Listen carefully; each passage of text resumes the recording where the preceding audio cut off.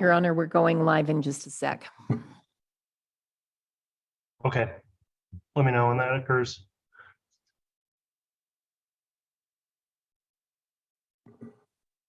We're live.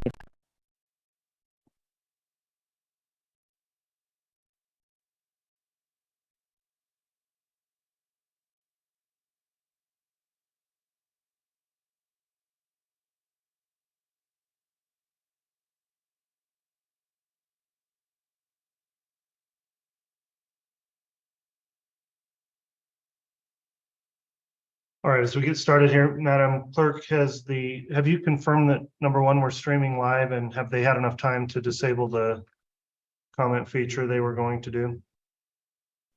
We are going live, we are live, and I will, chat is disabled, yes. Okay.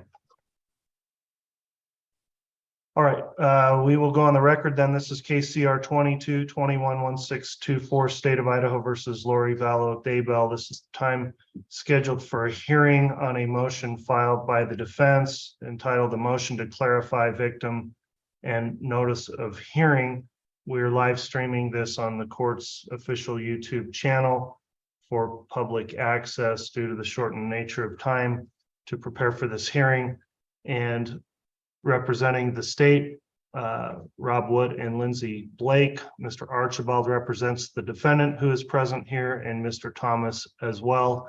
We are, as I mentioned, live streaming this and also keeping a record through the court reporter that's present. Court's received and reviewed the motion. Let me just inquire first of counsel. Mr. Archibald, are you ready to proceed and offer argument in support of the motion? Yes, Your Honor. All right, and who will be arguing on behalf of the state? Is that you, Ms. Blake? Yes, Your Honor. All right, Ms. Blake, are you ready to proceed as well? Yes. Okay. The court would note that the sentencing is scheduled for Monday in this case, and ahead of sentencing, the court's received requests through certain people to offer victim impact statements as permitted by Idaho Code Section 1953-06, the Victims' Rights Statute, as well as the Idaho Constitution, Article 1, Section 22. There's been a request to have a hearing to discuss whether or not some particular people would qualify under those provisions. And so, Mr. Archibald, I've reviewed your motion. If you'd like to argue in support of the motion at this time, you can do so. Thank you, Your Honor. As the motion indicates, a person by the name of Vicki Hoban, I don't know if I'm saying that right, but she has petitioned the court to be considered a victim as she is Tammy Daybell's aunt. I think the court initially denied that, not knowing who she was, and then reconsidered and granted it. I think the court granted it partly because we didn't know who on behalf of Tammy Daybell would speak. Now that the pre-sentence report has been received, we find that Tammy Daybell's sister, Samantha Gwilliam, has submitted a statement, and Tammy Daybell's father, Ron Douglas, has submitted a statement. In Ron Douglas's statement, he specifically says that he's writing on behalf of myself and my now deceased wife. So Tammy Daybell's mother passed away after Tammy did. And so Vicki Hoban wants to take the place of Tammy's mother by claiming to be a victim and wanting to be heard by the court as a victim. I don't think the law allows that. I think the law specifically excludes aunt. And so if Tammy Daybell had no one speaking on her family's behalf, that I think the court's current order would be appropriate. But now that Tammy Daybell's sister and father have now spoken, and Tammy Daybell's father specifically stating, I'm writing on behalf of myself and my now deceased wife, I think that there's no provision for the court to consider an aunt as a victim able to speak on behalf of the Tammy Daybell family. So I know she's interested in the case. I don't know her personally. I don't have anything against her. I'm merely asserting the law, and the law, I believe, does not allow this. So I'd ask the court to reconsider or amend its order prohibiting the victim impact statement from Vicki Hoban. I see that after I filed this motion, we actually received her statement, though it is now submitted to the court and would need to be stricken. I don't have anything else. All right, thank you, Mr. Archibald. Ms. Blake, what's the response from the state on the motion? Thank you, Your Honor. The state does recognize that anytime we're dealing with victims' rights, oftentimes there are some unique issues that come up because we have a statute, we have the Constitution, but they're ever evolving and being interpreted by the higher courts. We also recognize this court has turned to a Idaho court decision to assist in making a determination as to who should be considered victims with regard to a homicide. I think some of this has been a matter of first impression for the court. There are several victims that had wanted to make a victim impact statement, and I think the court went through an analysis in determining who would be able to and who wouldn't be able to. So the state recognizes that there are some individuals that would consider themselves victims that have not been allowed to make a statement. I think there are a lot of interested parties in this case, a lot of individuals that have suffered some form of harm in whatever form that may be from the acts that occurred in this case. With regard to this particular motion, I think the state is really without a legal basis to make any kind of an objection or argument one way or the other. So on this issue, we will simply leave it to the court's discretion while we recognize that this is a somewhat a matter of first impression to at least some degree. We'll leave it to the court's discretion for that determination. All right, so to clarify, Ms. Blake, you're not stipulating to me granting the motion, is that correct? You're just arguing that you don't believe you have grounds to object to it, or I guess I do want to further kind of pin you down on the state's position here, whether it's a stipulation that the motion should be granted or just simply leaving to the court's discretion and let me sort it out.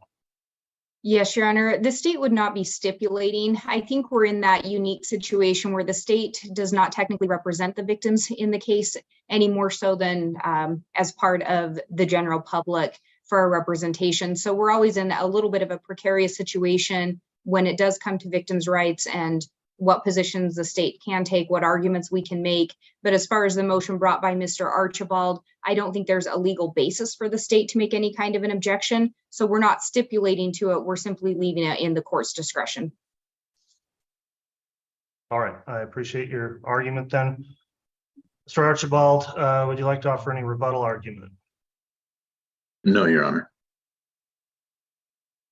All right.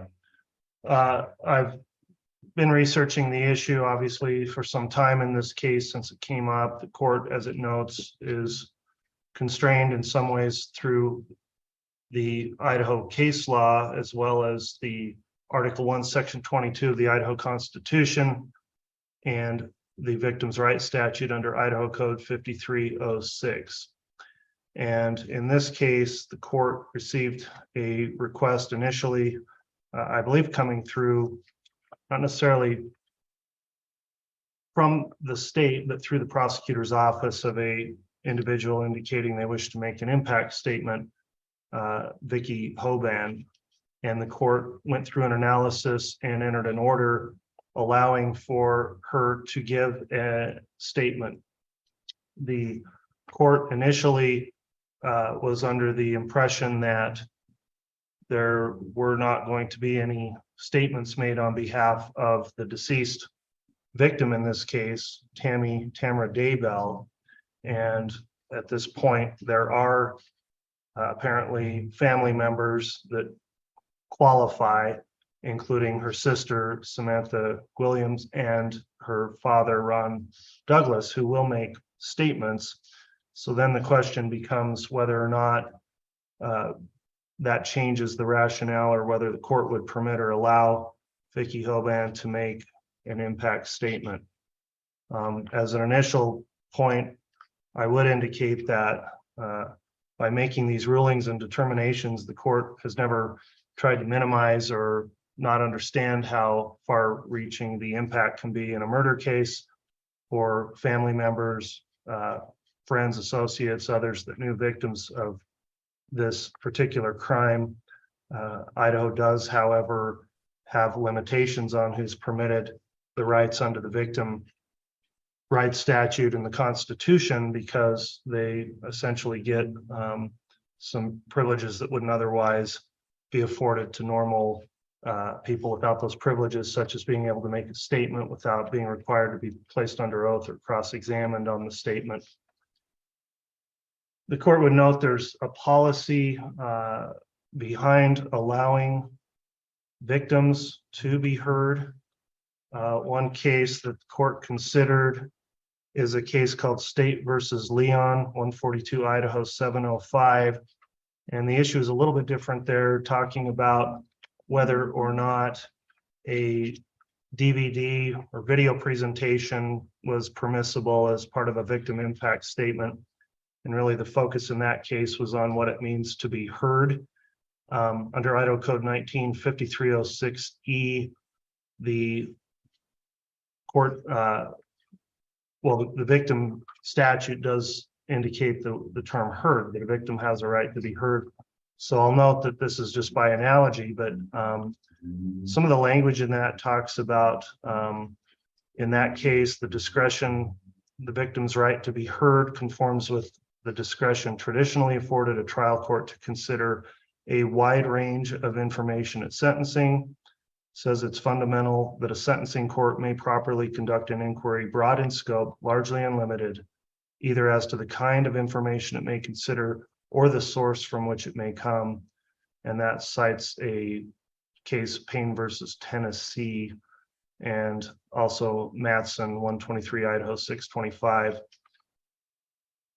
This is the State Leon case. Further goes on to state the sentencing judge is presumably able to ascertain the relevancy and reliability of the broad range of information and material which may be presented to it during the sentencing process, and to disregard the irrelevant and unreliable. And the information conveyed by a victim exercising his or her right to be heard serves this purpose by relating the victim's personal characteristics and the impact of the murder on the victim's family. And that cites again to the State versus Payne case. And then finally, victim impact information gives the court knowledge that is helpful for determining the proper punishment and prevents relegation of the victim to the status of a, quote, faceless stranger. So there's certainly a policy that applies towards letting those that would be designated as victims to make impact statements. The technical issue here is who qualifies and who is allowed to be a victim pursuant to the statute in this case.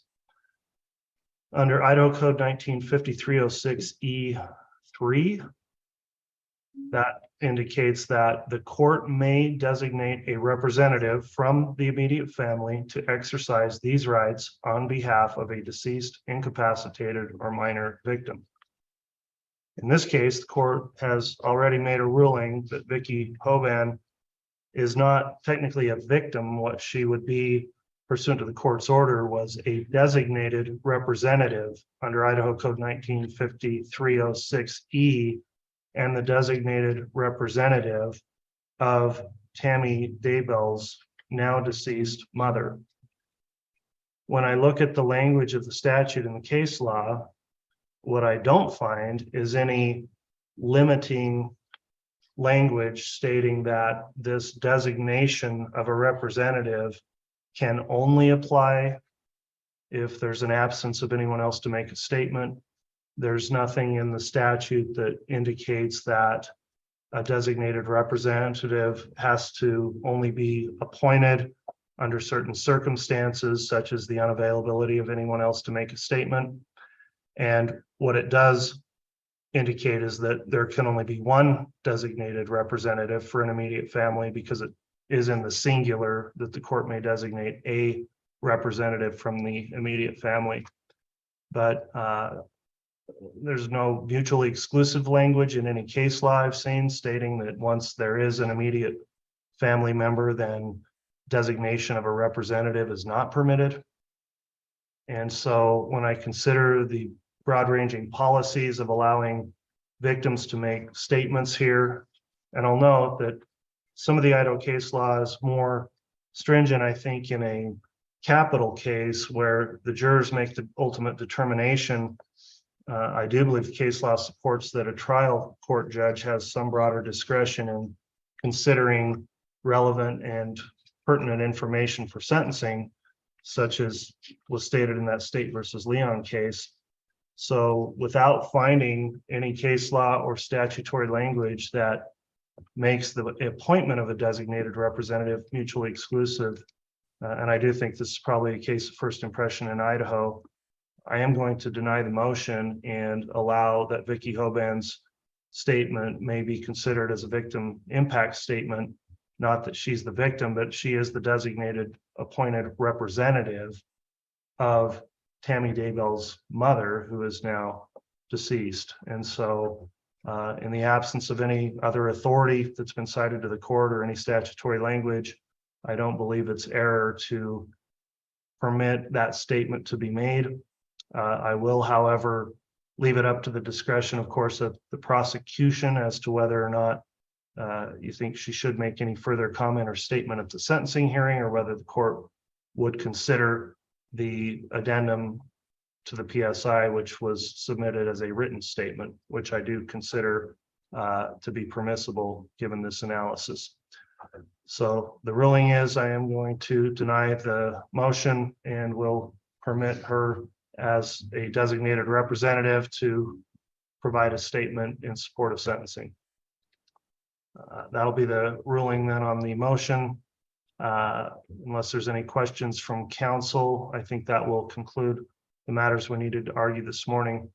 Mr. Archibald, anything further from the defense then this morning? No. All right. Does the state have anything further to bring up, Ms. Blake? Your Honor, maybe just for clarification, the court had indicated something would be up to the state with regard to additional statements. Yeah, in other words, I don't know if she's going to make an in-person statement during sentencing or not. And that's just up to the state to advise her based on my ruling as to whether or not. I don't even know if she intends to do that. Okay, thank you, Your Honor. And I don't know, we can get an answer for the court of what her intention is. All right, counsel, one last thing while we're on the line then here, we do have sentencing scheduled for Monday. I'm anticipating and have planned that we'll get that done in a day. Is it looking from your estimation of what's going to occur like you think we'll be able to conclude that in a one-day hearing? Let me start with maybe you, Mr. Wood. Yes, Your Honor, I believe we'll be able to be one day. All right. Mr. Archibald or Mr. Thomas, do you think we're able to get sentencing concluded in a day? Yes. Okay, well, I appreciate your input on that. We don't need to necessarily stop at the end of normal business hours if it's going to take longer. I just think it becomes a lot more planning necessary and interferes with other calendared issues if we go further. So we will plan on starting on time, and I'll see counsel then in court this Monday for sentencing. We'll be in recess.